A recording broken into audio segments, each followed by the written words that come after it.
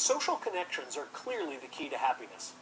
That's a cause for celebration, but it's also a cause for worry, because as people age, their social networks get smaller and smaller, which suggests that the older we get, the unhappier we should become. And yet, surprising new evidence reveals it's usually the other way around. As we get older, we're increasingly clear about what our strengths are, what our weaknesses are. We're increasingly clear about who cares about us and who doesn't. And so we're able to mold our worlds better. Over the last 2 decades, psychologist Laura Carstensen has been monitoring hundreds of individuals to see how their emotional lives change as they age. We recruited a group of participants who were initially aged 18 to 94. And we asked them to carry an electronic pager with them. Each time they were paged, we asked them to tell us the extent to which they were feeling each of 19 different emotions. And we had them give us this information 35 times during a week. Carstensen's findings tell us that people become increasingly positive as they grow older, as long as they aren't suffering from physical pain or debilitating illness. It was pretty dramatic.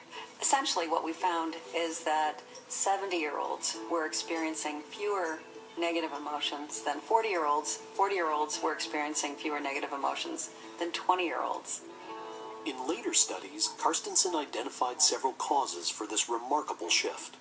Humans know that they're mortal. We know that we have only a certain amount of time on this planet, and this changes people's motivation and changes their emotional experience. As we age, it appears that people are better at experiencing the moment, enjoying what they're doing at a particular point in time. In some sense, it's the silver lining of getting old, that we don't have to prepare for the future. We don't have the burden of the future. The major consequence of this change? Older people tend to alter their social behavior. When motivation shifts, so you're focusing on what matters most in life, for most people, they start to focus on their relationships and their closest relationships. You value your friendships, you value your children, your family. Betty Schneider is 87 years old. She's one of hundreds of elderly people who have participated in Carstensen's studies. As I've become older, it seems that I really appreciate my life even more. When I was younger, I didn't even think about old age, but it turned out to be wonderful. Betty is a widow. Her husband, Jack, succumbed to a stroke 6 years ago. But like many people in her situation, she doesn't dwell on the loss. In fact, her daily life is remarkably busy. She takes classes, spends time with her grandchildren, and has a full social schedule. I miss Jack. We did so many things together. We were married for 61 years. And after Jack passed on, it was pretty glum. And gradually it's become better again. There's lots going on, and he would enjoy a lot of the things that I'm doing. But I'm sorry he's not here. But I'm just so glad we had all those years. In some ways, it challenges our most fundamental assumptions about happiness.